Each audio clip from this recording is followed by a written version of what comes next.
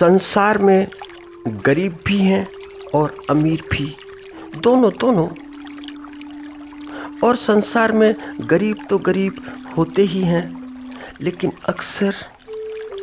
अक्सर अमीर भी बहुत गरीब होते हैं, क्योंकि उनका घर खाली का खाली रह जाता है। उनका घर हमेशा खाली ही मिलता है। वे जितना अधिक बढ़ते चले जाते हैं, घर उनका उतना खाली होता चला जाता है। होगा ही, क्योंकि घर को भरने का कोई उपाय नहीं।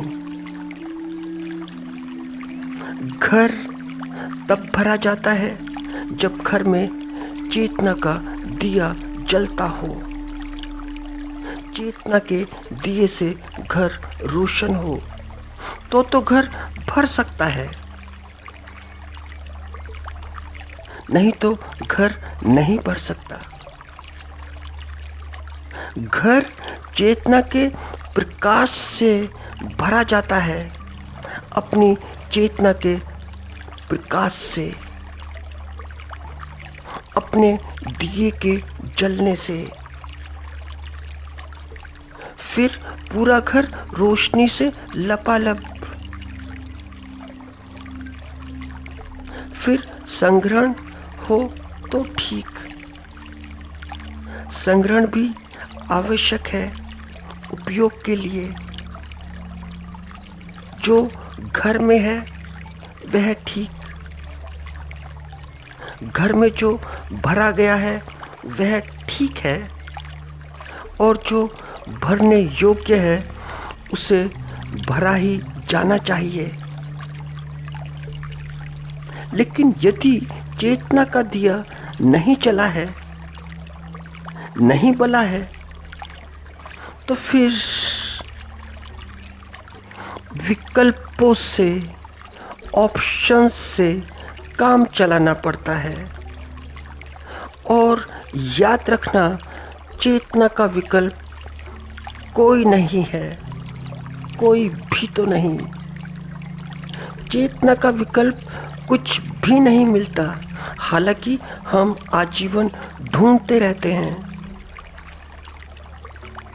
प्रेम का कोई भी विकल्प नहीं होता, कोई सब्स्टिट्यूट नहीं होता।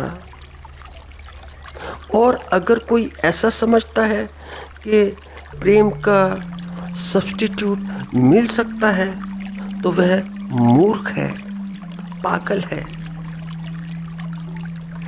यद्यपि लोग बाग ढूंढते हैं प्रेम का सब्स्टिट्यूट, और क्या ढूंढते हैं? धन।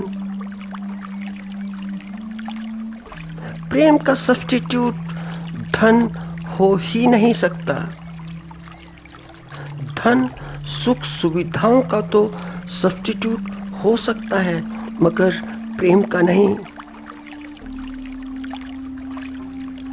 और ये बात मत समझ लेना कि सुख सुविधाएं प्रेम का विकल्प हो सकती हैं। सुख सुविधाएं प्रेम का विकल्प कभी हो ही नहीं सकती, क्योंकि प्रेम निर्विकल्प है, निर्विकल्प। तो चेतना का दिया तो जला नहीं।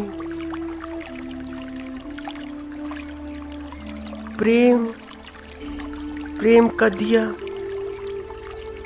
प्रेम का दिए में तेल नहीं, और प्रार्थना की बातें नहीं, कुछ भी नहीं।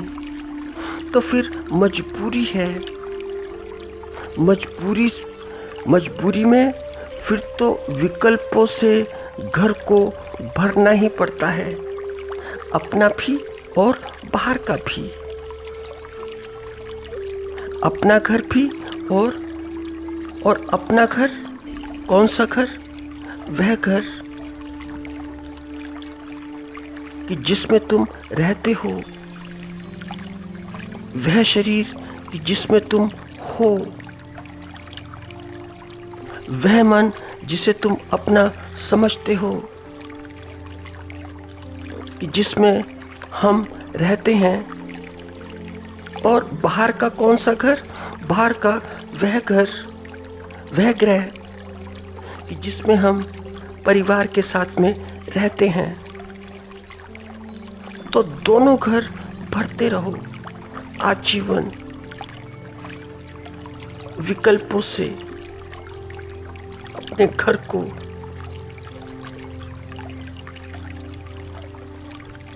उस घर को जिसका छूटना सुनिश्चित है।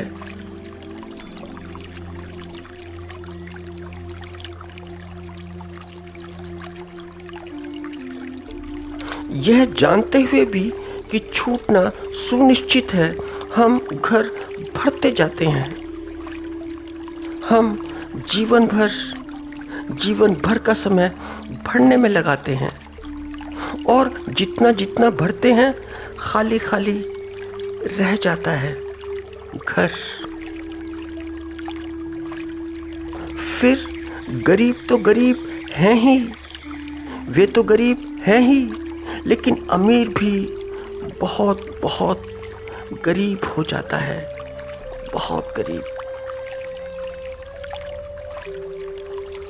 इसे ऐसा समझे कि एक बार हुआ ऐसा कि एक फकीर था, उसे एक मुद्रा मिली, मुद्रा, वह भी सोने की, स्वर्ण मुद्रा। तो फकीर था तो उसका दिया जला था, और जिसका दिया जलता है वह बड़ा फक्कड़ होता है, बड़ा मस्त होता है। तो उसने सोचा कि यह मुद्रा मेरे तो किसी काम की नहीं, तो कोई जो बहुत बहुत गरीब होगा, सबसे गरीब होगा, उसे दे दूंगा तो उसका काम चल जाएगा। तो उसने उस मुद्रा को, स्वर्ण मुद्रा को सुरक्षित अपने पास में रख लिया। और इत्फाकन ऐसा हुआ कि उसे इतना कोई गरीब आदमी नहीं मिला। यूँ तो मिले बहुत, मगर उतना नहीं मिला, उतना गरीब नहीं मिला कि वह जितना सोचता था। फिर एक दिन हुआ क्या कि उसने सुना कि उसके देश का राजा, वह जिस देश में रहता था, वह एक पड़ोसी देश था, वहाँ पर हमला करने जाता है। उसने ऐसा सुना, और उसने ऐसा भी सुना था कि पड़ोसी देश में अकाल पड़ा हुआ था, अकाल।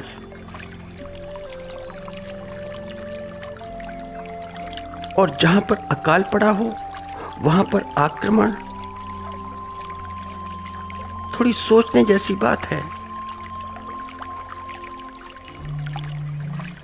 तो ये पुराने समय की बात, मगर आजकल भी यही होता है।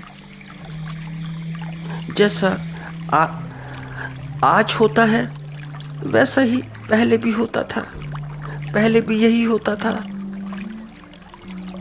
स्थिति वैसी की वैसी है जैसी पहले थी, यथावत, जस की तस, वैसी की वैसी। तो उसे बड़ा आश्चर्य हुआ सुनकर, यह बात सुनकर। तो वह फकीर राजा के पास गया और उसने अपनी स्वर्ण मुद्रा निकाली और राजा को दे दी कि पकड़ो इसे, तुम ही इसके सच्चे अधिकारी हो। इतने दिनों बाद मुझे सही सही आदमी मिला, ठीक ठीक आदमी टकराया। बड़ी तलाश थी कि कोई ऐसा आदमी मिले। तो राजा ने पूछा बड़ा विनम्र होकर उस फकीर से कि क्या बात है, ये मुद्रा, एक मुद्रा, मुझे इस मुद्रा की है क्या ज़रूरत? कारण तो बताइए। तो फ़कीर बोला कि मुझे ठीक ठीक एक गरीब आदमी की बड़ी तलाश थी, जो आज पूरी हुई, आज पूरी हो गई। तो राजा चौंका कि मैं गरीब। राजा बोला कि आप मुझे गरीब कहते हैं? मेरे पास तो इतना बड़ा राजपाट, इतना धन, इतनी संपदा, इतनी आर्मी, इतने महल, और आप मुझे सबसे गरीब कहते हैं? तो फकीर बोला, हो नहीं, तुम गरीब नहीं हो तो और क्या हो? मुझे तो तुम बड़े गरीब ही लगते हो, बड़े गरीब। मुझे तो तुम्हारा घर खाली खाली लगता है। तुम कहाँ तक अपना घर भरोगे? भरने की इतनी आकांक्षा तो भरो और भरते रहो। जहाँ पर अकाल पड़ा हुआ है उस देश को हड़प लो और हड़प कर अपना घर भर लो। फिर और आगे निकल जाना और आगे चले जाना। फिर कोई दूसरा देश होगा उससे भरना, फिर तीसरे से भरना। तो तुम एक गरीब नहीं हो तो और क्या हो? तो तुमसे गरीब कौन है? मुझे तो ऐसा लगता है कि तुम गरीबों के सरदार हो, तुम गरीबों के नेता हो। तो एक बात तो बताओ कि तुमसे गरीब होगा कौन?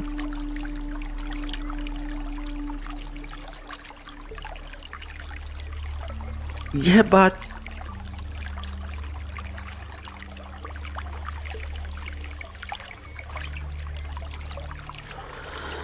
बात ठीक ऐसे ही है जैसे कि तुम देख लो अपने पड़ोसी को, जो तुम्हारे बहुत पड़ोस में है। वह बड़ा बड़ा गरीब है, बहुत गरीब, मगर पता नहीं क्यों दुनिया उसे अमीर कहती है। वर्ल्ड की टॉप की उसकी इकोनॉमी है, मगर फिर भी ज़मीन हड़पने में लगा है। तो किसी भी तरह से ज़मीन हड़प लो। भारत की हड़पो, हांगकांग की हड़पो, पाकिस्तान की हड़पो, तुर्किस्तान की हड़पो, तिब्बत की हड़पो, और बौद्धिस्टों को पूरा परेशान करते रहो। और ताइवान पर पूरी नज़र जमा कर रखो। मकाऊ हड़प लो। रूस पर तो कोई जोर नहीं तो रूस की भी। तो हमारा जो एक पड़ोसी देश है उससे गरीब कौन है? और पता नहीं ये दुनिया कौन सी दृष्टि से उसे अमीर कहती है और किस दृष्टि से उसे अमीर बोलती है। यह बात मेरी तो समझ के बिल्कुल बाहर की बात है।